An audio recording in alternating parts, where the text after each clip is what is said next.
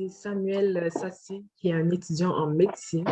Donc, il est étudiant au doctorat en médecine à l'Université de Montréal.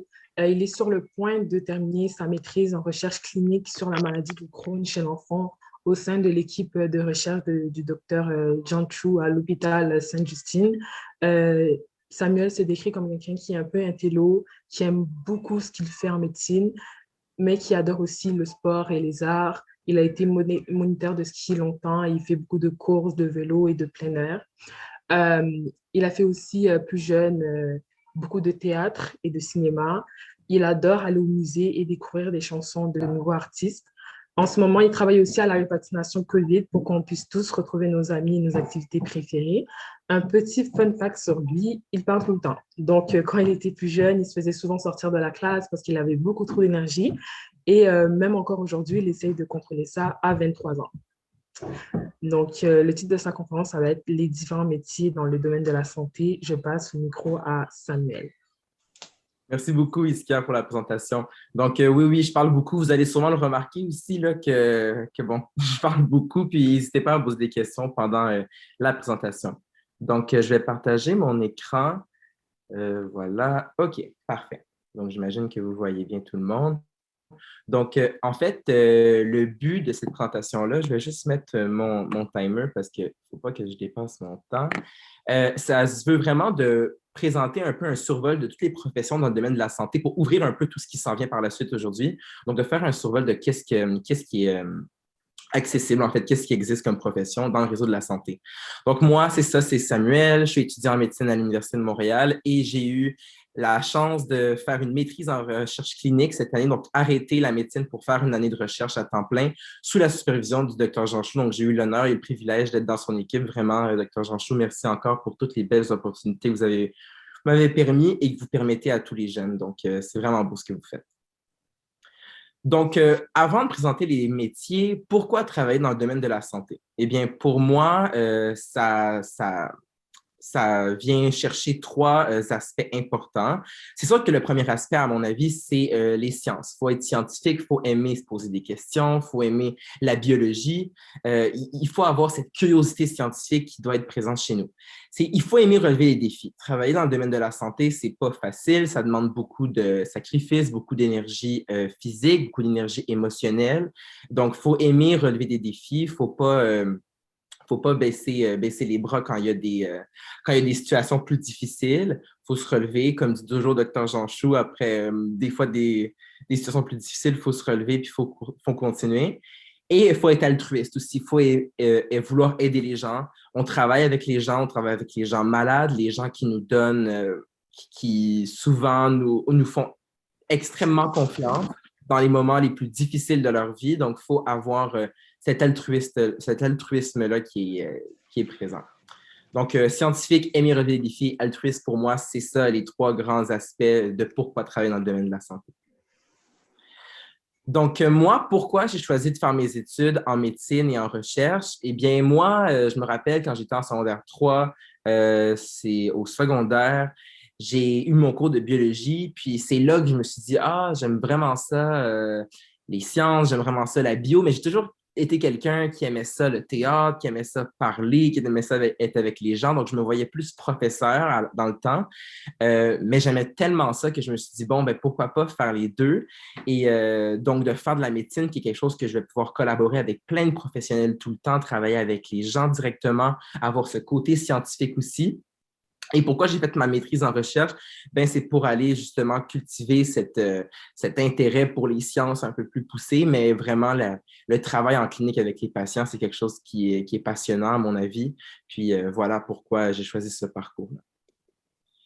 OK, donc là, va s'en suivre les différents métiers du domaine de la santé. Il y en a qui sont que même moi, je connaissais très bien très jeune, mais il y en a d'autres que même maintenant, j'ai rencontré dans mon parcours à l'hôpital et tout. Puis je trouve que c'est important dès le début de notre parcours aux études, même avant le cégep et tout, d'avoir une idée assez claire de c'est quoi ces différentes opportunités parce qu'il y a tellement de beaux métiers qui existent et qu'on n'est pas tellement exposé si on ne s'en fait pas parler avant. Donc, voilà. Donc, le premier métier qui est vraiment intéressant, c'est le métier d'ergothérapeute. Donc, je ne sais pas si certains d'entre vous savent exactement en quoi ça consiste, un ergothérapeute ou étudier en ergothérapie, mais ça demande un baccalauréat, donc des études de premier cycle à l'université. Et en fait, l'ergothérapeute, là, en grosso modo, ce qu'il fait, il travaille en fait pour faciliter les activités au quotidien des gens. Donc, il va concevoir, il va aménager l'environnement pour le rendre accessible aux patients. Il va préconiser en fait les aides techniques, les aides animalières, les assistantes en technologie pour aider les gens à reprendre leur fonctionnement puis leur autonomie. Donc, l'ergothérapeute a un rôle vraiment important aussi à l'hôpital, chez les patients qui sont hospitalisés, qui ont des problèmes de santé importants parfois, qui ont besoin d'avoir un support, une aide pour repenser un peu au mode de fonctionnement, à leur mode de fonctionnement pour leur rendre ou leur rendre accès à une autonomie dans leurs activités de la vie quotidienne et de la vie domestique. Donc, par exemple, d'aménager leur appartement d'une façon particulière, de leur apporter un soutien psychologique X, Y. Donc, vraiment de venir les assister pour qu'ils retrouvent leur autonomie totalement. Et l'ergothérapeute travaille dans différents types de milieux de soins en hôpital, mais en milieu de soins pour aînés, en pédiatrie aussi avec les enfants. Donc, il y a vraiment plusieurs types d'opportunités qui existent. Et pourquoi devenir ergothérapeute? Ben, c'est sûr que c'est des études quand même, il y a un background de sciences qu'il faut aimer, mais il faut surtout aimer être proche des gens, être en proximité parce que je pense que c'est un métier où tu as une place importante parce que tu aides la personne vraiment à retrouver sa vie normale. Donc, un beau métier vraiment, puis très proche des gens, très humain. Donc, ça, c'est pour l'ergothérapeute. Après, il y a le kinésiologue qui est encore un baccalauréat, donc études de premier cycle aussi à l'université. Donc là, la kinésiologie, c'est plus tout ce qui englobe la santé et l'activité physique. Donc, c'est un professionnel de la santé qui utilise vraiment le mouvement à des fins de prévention, de traitement et de performance, qui va concevoir des programmes d'activité physique adaptés aux besoins de la clientèle, aux besoins des patients pour la santé, pour optimiser la santé. Et le kinésiologue, en fait, il y a plusieurs milieux de professions qui existent. Il y a évidemment dans tous les centres sportifs pour créer des programmes d'entraînement, mais il y a aussi le kinésiologue qui va travailler, par exemple, dans des entreprises dans des entreprises qui auraient plusieurs, peut-être 50, 60 employés et qui développeraient en fait des façons de revoir comment ces employés travaillent pour optimiser l'activité physique au quotidien. À la place d'être assis, courbé, puis quelque chose de pas physiologique, de optimiser la santé via l'activité physique. Donc, c'est quand même vraiment intéressant. Et pourquoi devenir kinésiologue, à mon avis? Ben, il faut aimer le sport, c'est sûr, il faut aimer bouger. Et il faut voir un peu l'activité physique comme une partie essentielle de la santé, ce qui est le cas en fait, et ce qui est des fois un peu oublié de plusieurs personnes. Donc, vraiment, la kinésio, c'est aimer les sciences, aimer le sport et voir le lien entre les deux. Et il y a beaucoup de recherches aussi que certains kinésiologues vont faire pour prouver que la santé physique a un impact important dans la santé globale. Donc, ça, c'est pour ce qui est de la kinésiologie. L'orthophoniste maintenant. L'orthophoniste, ça demande une maîtrise, donc ça demande une étude de premier cycle, mais aussi une maîtrise en deuxième cycle. Et l'orthophoniste, c'est vraiment l'expert de la parole, du langage, de la communication, même de la déglutition. Donc, l'orthophoniste, il y a vraiment des milieux de pratique hyper variés. Donc, on a typiquement l'orthophoniste qui travaille en milieu scolaire chez les enfants, qui ont certains diagnostics de troubles du langage, qui vont les aider, qui vont les accompagner là-dedans. Mais il y a aussi l'orthophoniste qui va travailler en hôpital, en milieu de soins, chez les patients qui, suite à plusieurs événements de santé, par exemple des accidents vasculaires cérébraux, peu importe, qui vont avoir des problèmes neurologiques pour ce qui est de la déglutition, du langage, etc., mais qui vont accompagner ces gens-là à retrouver une autonomie au niveau de l'apprentissage, du langage, de la déglutition, par exemple, de la communication aussi. Donc, l'orthophoniste, vraiment, il y a plusieurs possibilités de travail. Et pourquoi devenir orthophoniste? Bon, il faut encore une fois aimer les gens et tout, mais il faut aimer la langue, je pense, faut aimer tout ce qui est parole, tout ce qui est langue, etc. Comme je l'avais dit, il y a plein de milieux de formation possibles pour ces professionnels-là. Donc, c'est très, très varié, puis c'est une belle profession aussi. Il faut aimer l'éducation aussi, je pense. Il faut avoir le côté un peu plus professeur si on veut travailler en milieu avec les enfants et tout. Il faut aimer travailler avec les enfants si vous travaillez en pédiatrie, mais il y a la possibilité de travailler même chez l'adulte aussi, en hôpital avec les patients aussi. Même des gens qui ont des troubles du langage toute leur vie qui vont avoir besoin d'assistance par ces professionnels-là. Donc, le nutritionniste qui demande un baccalauréat aussi, donc études de premier cycle à l'université.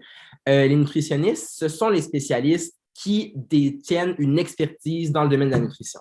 Donc, ils vont développer des programmes de nutrition puis qui vont permettre d'améliorer le régime et les habitudes alimentaires de leurs patients. Typiquement, quand on pense à un nutritionniste, on voit vraiment la personne qui va établir un programme pour perdre du poids dans un centre sportif. Oui, il y a ça, mais le travail du ou de la nutritionniste est beaucoup plus large que ça et a un rôle dans les milieux de soins hyper important. Surtout, moi, je suis en stage en ce moment de gastro-entérologie et de nutrition. Le nutritionniste a vraiment un rôle super important dans la nutrition des patients, autant chez l'enfant que chez l'adulte. Quand les patients ont diverses conditions médicales, peu importe c'est quoi, ils ont des besoins nutritionnels particuliers, ils ont des besoins nutritionnels en calories, en minéraux particuliers. Donc, le nutritionniste vraiment a cette expertise-là de développer des programmes alimentaires spécifiques pour ces patients-là. Donc, c'est vraiment intéressant. Et à mon sens, pourquoi devenir nutritionniste? Ben, faut aimer un peu tout ce qui est nutrition, c'est sûr. Puis je pense que moi, il faut aimer cuisiner. Moi, j'adore cuisiner. Puis la nutrition, c'est toujours quelque chose que j'ai considéré aussi. Il faut évidemment avoir cette curiosité scientifique-là parce que ce qu'on mange a un impact important sur la croissance, sur le métabolisme, sur notre système au complet. Donc, il faut vraiment aimer collaborer aussi avec les autres professionnels parce que la collaboration avec les pharmaciens, les médecins pour ce qui est de la nutrition des patients est très, très, très importante et très intéressante. Puis, dans le milieu de travail, c'est ça. Donc, évidemment, il y a les centres de nutrition, il y a les centres sportifs, mais il y a aussi les milieux de soins, que ce soit les hôpitaux et les soins de longue durée, que les nutritionnistes ont un rôle très, très important avec les patients. L'optométriste, ça, il faut un doctorat, mais vous savez sûrement qu'est-ce que l'optométriste fait. C'est le spécialiste des lunettes. J'en ai pas en ce moment, mais je suis myope, j'ai juste mes verres. Donc, l'optométriste a un rôle très important pour moi. L'optométriste a le rôle vraiment d'examiner les yeux, de procéder aux examens de la vision, de détecter les maladies de la vue et oculovisuelle. Donc, il va prescrire les lentilles, qui va adapter les verres pour vraiment qu'on puisse voir de façon optimale. Et pourquoi devenir optométriste? Bon, à première vue, vous pouvez vous demander pourquoi, mais c'est vraiment intéressant l'optométrie parce que je trouve que c'est un mix parfait entre la science de la santé, mais aussi tout ce qui est physique, tout ce qui est physique optique. Pour les gens qui ont cette espèce de branche plus scientifique, physique, lumière et tout, il y a vraiment cet aspect-là de calcul, de précision. Et l'optométriste, en fait, je trouve que c'est vraiment le mix entre les deux. Puis le milieu de travail, bon, ben, il y a le milieu de travail en clinique surtout, mais il y a aussi dans différents milieux de soins que les optométristes vont pouvoir exercer. Et il y a un travail aussi interdisciplinaire avec les ophtalmologistes, par exemple, qui sont les médecins spécialistes de l'œil, quand il y a détection de maladies plus biologiques de l'œil, si je peux le dire comme ça, comme des infections, etc. Donc, voilà pour l'optométriste. Après ça, le physiothérapeute qui demande un baccalauréat, donc des études de premier cycle aussi, il y a un point quand même similaire à la kinésiologie, mais à la place de faire des programmes d'activité physique, le physiothérapeute, lui, il exerce des soins aux patients, donc avec le patient, mais vraiment en utilisant les exercices de renforcement, les techniques de manipulation. Donc, il va masser, il va faire des exercices d'étirement, de traction, il va manipuler les membres, la colonne, par exemple, pour vraiment venir guérir certaines atteintes. Et c'est sûr que pour devenir physiothérapeute, il faut aimer tout ce qui est biomécanique, il faut aimer tout ce qui est système musculo-squelettique, il faut aimer le sport aussi, mais il faut voir le corps humain comme une machine capable de se guérir. Le physiothérapeute peut travailler en milieu de soins comme à l'hôpital pour les patients qui ont des troubles musculo-squelettiques, donc des problèmes musculaires, etc. Mais le physiothérapeute aussi a un rôle très, très, très important dans toutes les sphères, dans tous les différents départements, que ce soit en neurologie, en pneumologie, etc., pour aider les patients à retrouver un peu l'autonomie après une longue hospitalisation, à faire des exercices d'étirement et à assister des patients qui ont des troubles respiratoires, par exemple. Comment respirer, par exemple, comment optimiser la respiration. Donc, la physiothérapie qui a un rôle, le physiothérapeute qui a un rôle vraiment essentiel à l'hôpital pour que les patients ne se déconditionnent pas et puissent retrouver leur forme physique optimale et qui ont qui ont un milieu de profession vraiment très, très diversifié aussi.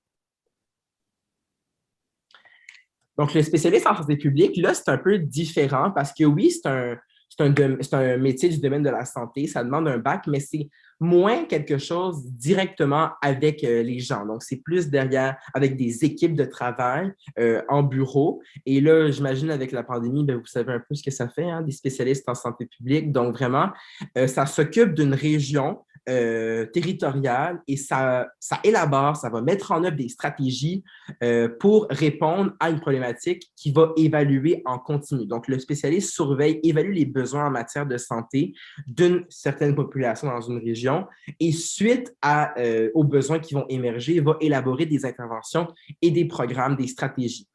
Donc, ça demande un peu un intérêt en sciences, en santé, évidemment, mais il faut aimer les mathématiques, il faut aimer les statistiques, il faut avoir de l'initiative pour initier des stratégies et il faut aussi aimer travailler en équipe parce que rien ne se fait seul. Il y a beaucoup de choses qui se font de façon interdisciplinaire.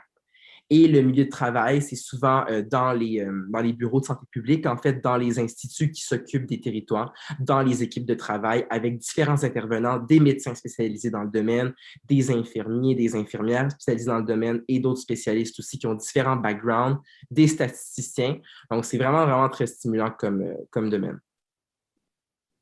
Donc, il y a l'infirmière et l'infirmier qui demandent un baccalauréat aussi.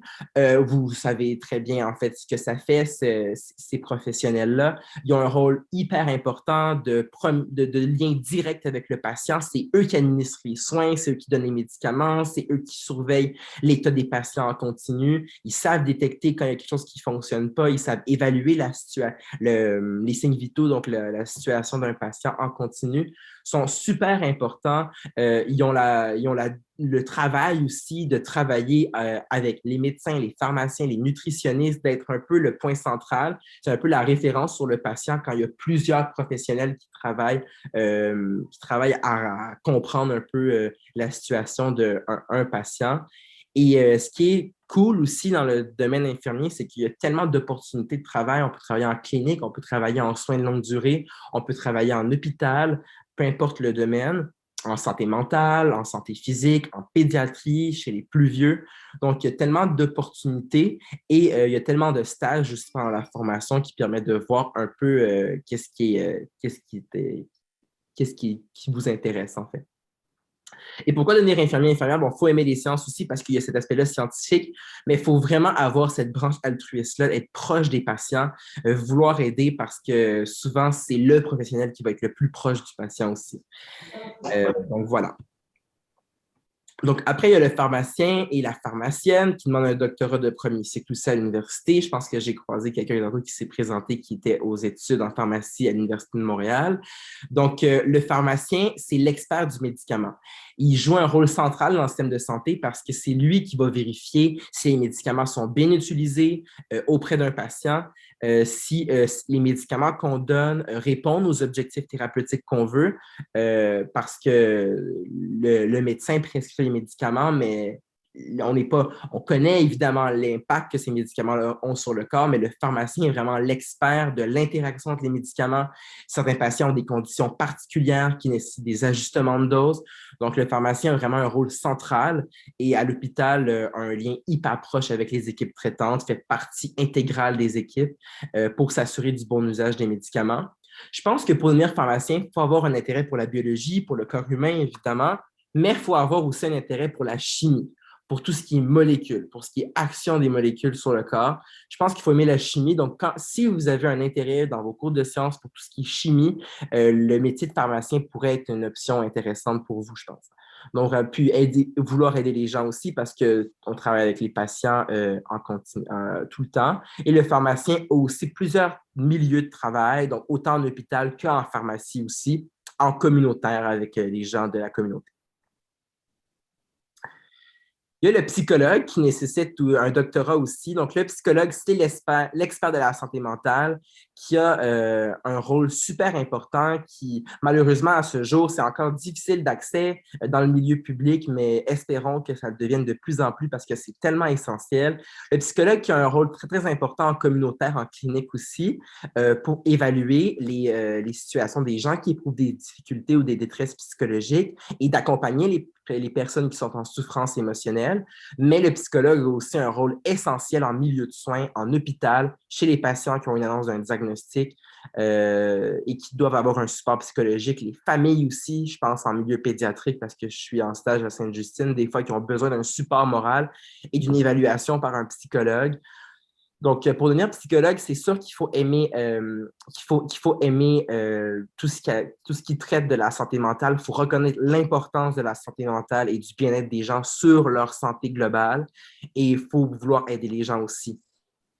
Donc, voilà. Le biochimiste, ça, c'est encore quelqu'un qui doit aimer la chimie. C'est quelqu'un qui travaille en laboratoire sur tout ce qui est tout ce qui s'intéresse au monde microscopique, au monde des organismes vivants. Donc, le biochimiste qui a un rôle d'étude des prises de sang, par exemple, des laboratoires, mais qui a aussi vraiment un aspect recherche.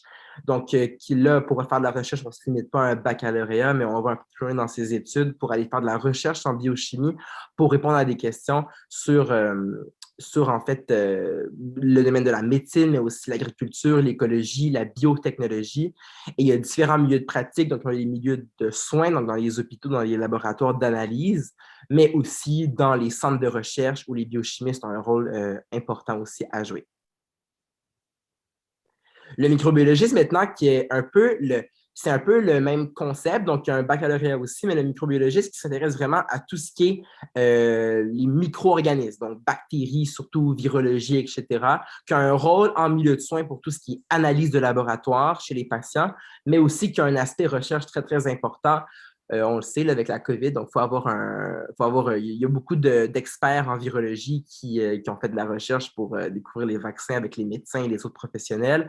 Donc, pourquoi devenir microbiologiste? Ben, c'est sûr qu'il faut aimer les sciences, il faut aimer se poser des questions, il faut aimer le travail en laboratoire aussi. On est moins proche des patients là, pour ce qui est de la biochimie et microbio, mais il faut vraiment avoir cette curiosité scientifique-là. Et pour ceux qui sont encore plus curieux, bien, la recherche aussi, qui est vraiment importante et qui est possible.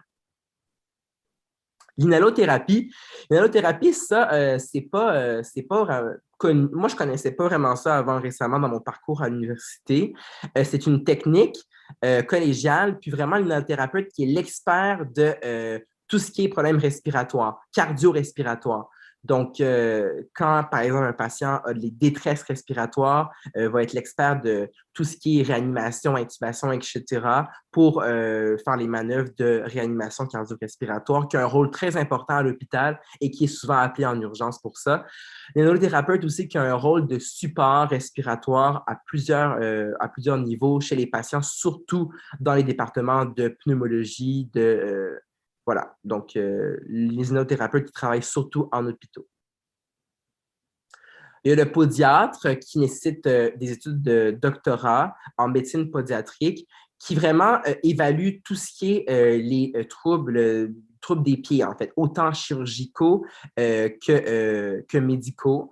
Donc, vraiment, qui détient une compétence et une expertise pour déceler les complications relatives du pied, les maladies du pied, traiter avec des orthèses et des médicaments, tout ça. Il y a vraiment plusieurs types de maladies qui affectent énormément le fonctionnement des gens. Et puis que le podiatre, en fait, a un rôle, mais qui est surtout un travail en clinique aussi. Donc, voilà pour le podiatre. J'accélère un peu parce que je ne veux pas faire de retard. Et il y a le médecin, donc une profession que je connais bien parce que c'est les études que je fais en ce moment, qui en fait nécessite un doctorat. donc de premier cycle à l'université. Donc, le médecin, c'est vraiment le professionnel qui s'occupe du diagnostic. Donc, le rôle du médecin, c'est le diagnostic du patient, trouver qu'est-ce que le patient a comme problème. Et une fois que ce diagnostic-là est fait, après le questionnaire au patient, l'examen physique, différents tests d'imagerie et de laboratoire donnés, donc on se pose des questions.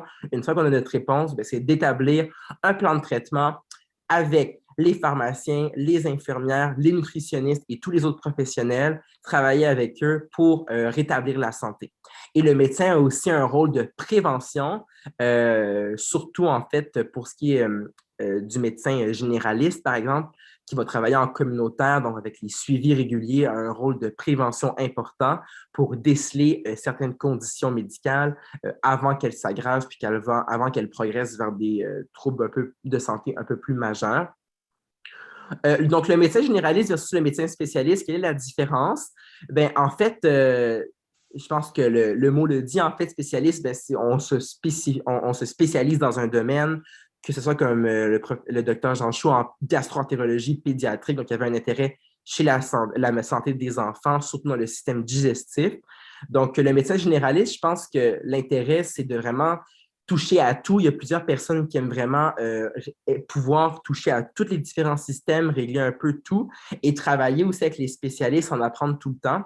Il y a aussi le médecin spécialiste qui, lui, a un intérêt particulier et veut creuser quelque chose de plus en plus pour trouver des réponses auxquelles personne avant avait vraiment de réponses en faisant de la recherche, par exemple.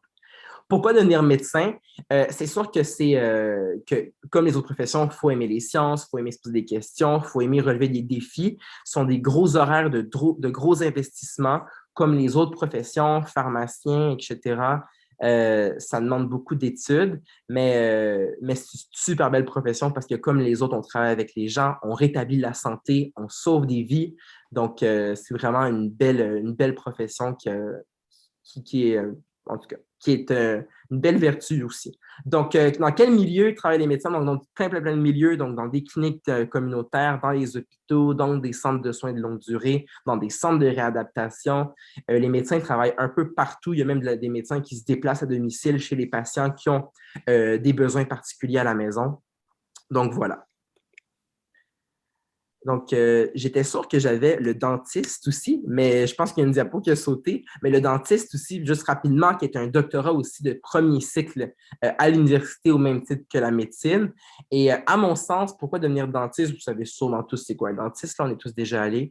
Je pense qu'il faut aimer aussi il faut aimer les sciences, la santé, mais il faut avoir cet intérêt de manipulation, de minutie, de travail manuel, un peu comme un chirurgien. Faut vraiment aimer ça. Moi, moi, je suis pas bon, là, tout ce qui est manuel, donc je me voyais vraiment pas faire ça. Mais faut vraiment avoir cet intérêt-là à être très, très précis, puis vouloir régler des choses avec ses mains. Donc, professeur-chercheur, il faut savoir que dans toutes les professions que j'ai énumérées, il y a possibilité d'enseigner à l'université, possibilité d'être chercheur.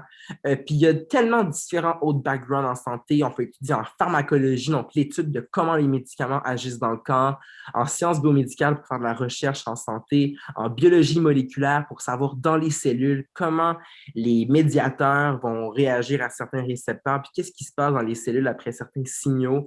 Et il y a tellement de parcours divers qui existent pour enseigner et pour devenir chercheur.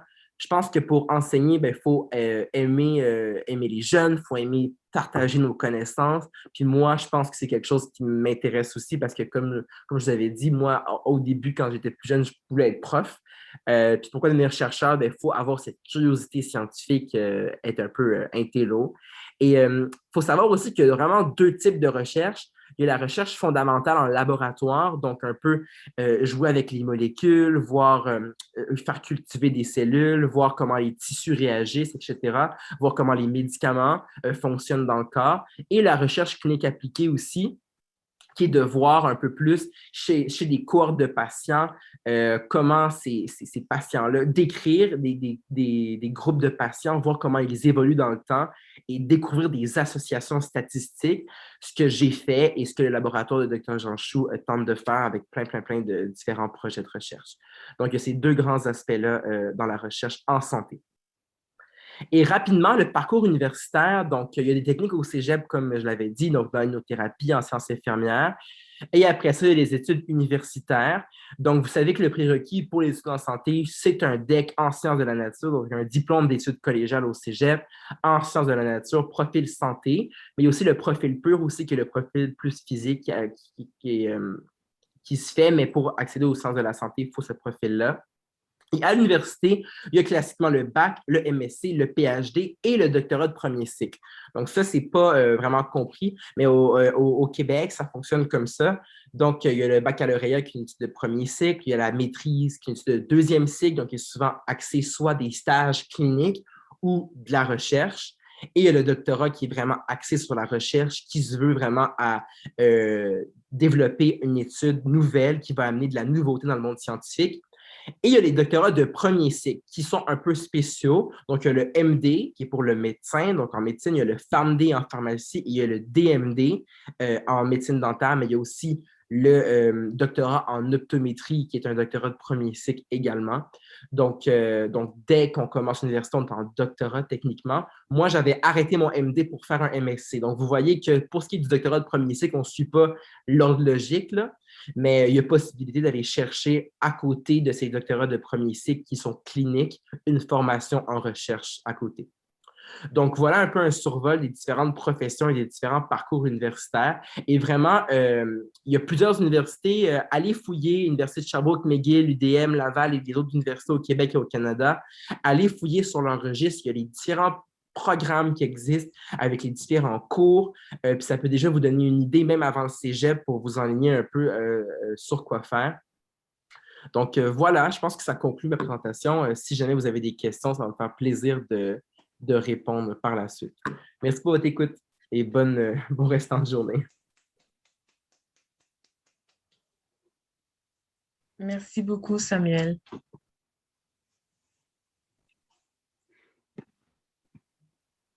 Merci. Je pense qu'il y avait quand même pas mal de questions dans le chat. Hein. Oui, ça vaut peut-être le coup de les passer, même si certains ont été répondus, Okay. juste pour que les gens puissent… Samuel, on va te les lire, ça va être plus simple pour toi. Donc, est-ce que Iskia, tu veux lui lire les questions? Et puis, comme ça, on va prendre peut-être 2 minutes pour… Ah oui, il y a beaucoup de… Oh là là, OK, j'avais pas vu tout ça. Ouf, OK. J'aurais peut-être dû répondre à fur et à mesure, peut-être, je sais pas. C'est ça. Mais Iskia va te les lire, comme ça va être plus facile. Oui, il y avait quelqu'un qui demandait comment on faisait pour passer d'infirmier à médecin. Pardon, j'ai pas compris. Oui, il y avait quelqu'un qui demandait comment on faisait pour passer d'infirmier à médecin. OK. Oui. Ça, en fait, il y a beaucoup de gens, par exemple, moi, en médecine, il y a beaucoup de gens qui ont différents backgrounds avant, soit en soins infirmiers, en pharmacie, même d'autres choses, en études commerciales, bref, plein de choses. Donc, il y a toujours cette possibilité-là d'appliquer à un autre programme après tes études en soins infirmiers, par exemple. C'est sûr qu'il faut avoir les prérequis. Donc, pour rentrer en médecine, il faut avoir les prérequis de sciences de la nature au cégep. Donc, ça, il faut que ça soit fait.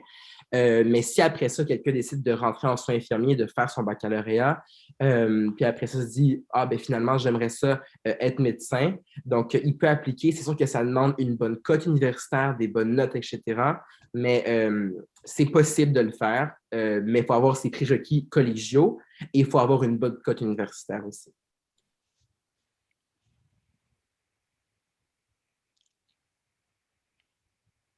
Il y avait d'autres questions. L'optométriste ne doit pas faire l'étude en médecine.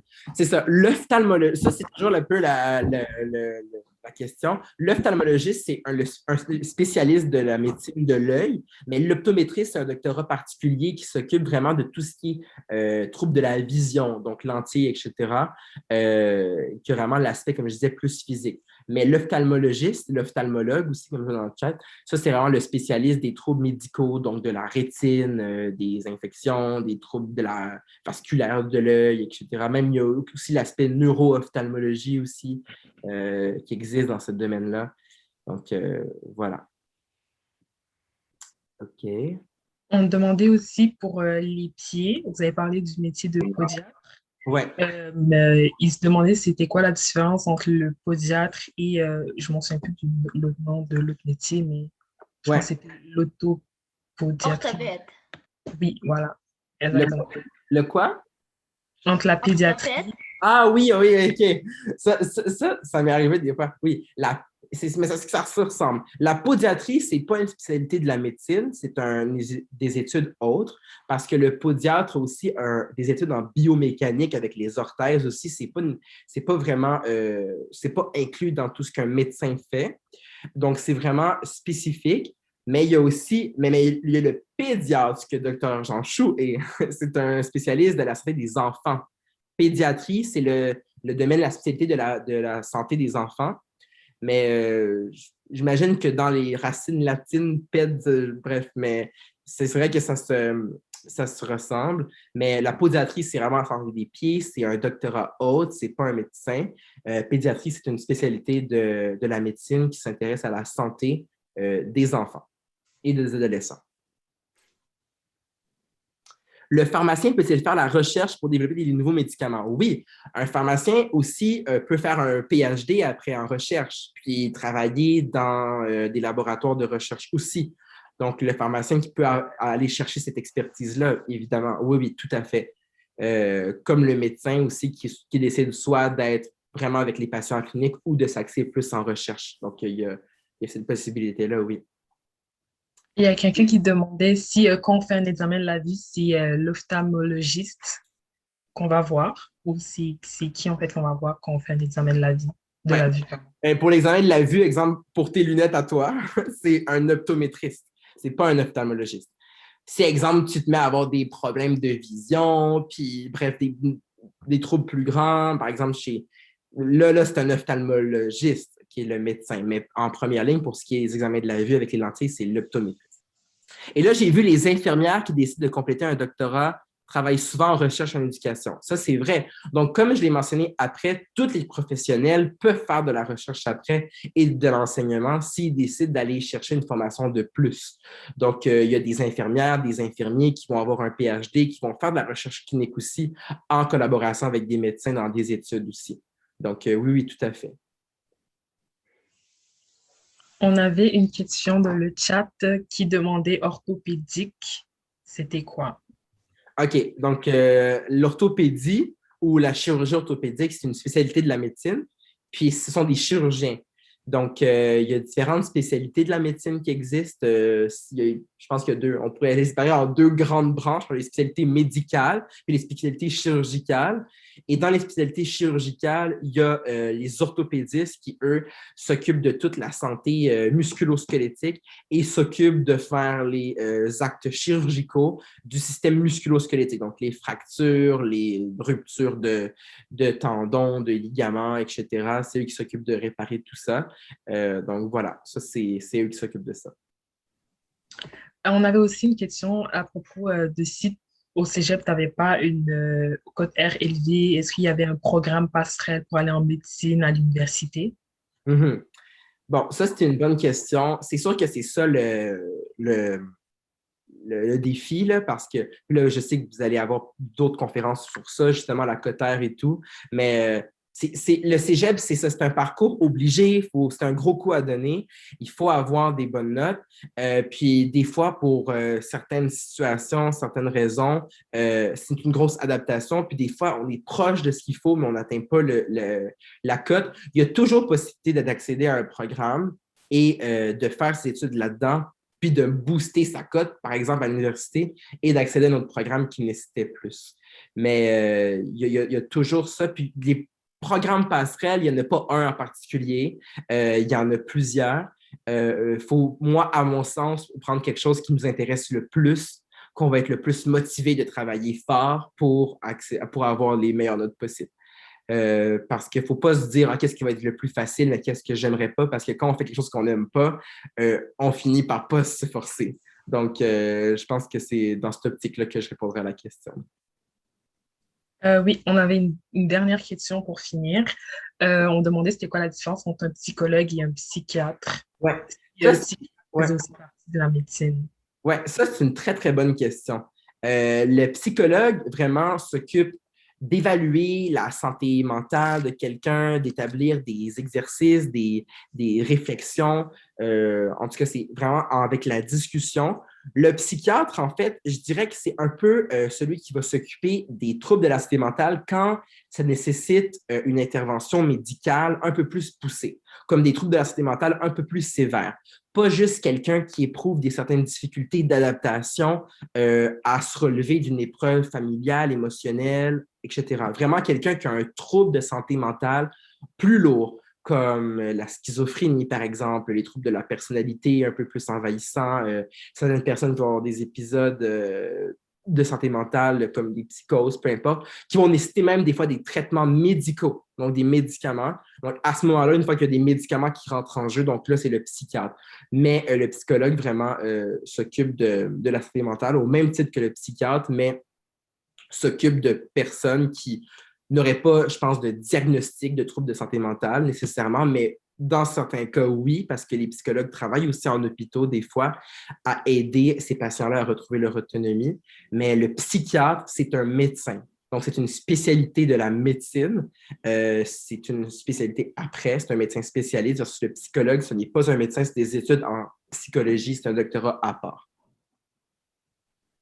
Merci beaucoup d'avoir répondu à toutes les questions. C'était vraiment une très belle présentation. On va passer au prochain conférencier.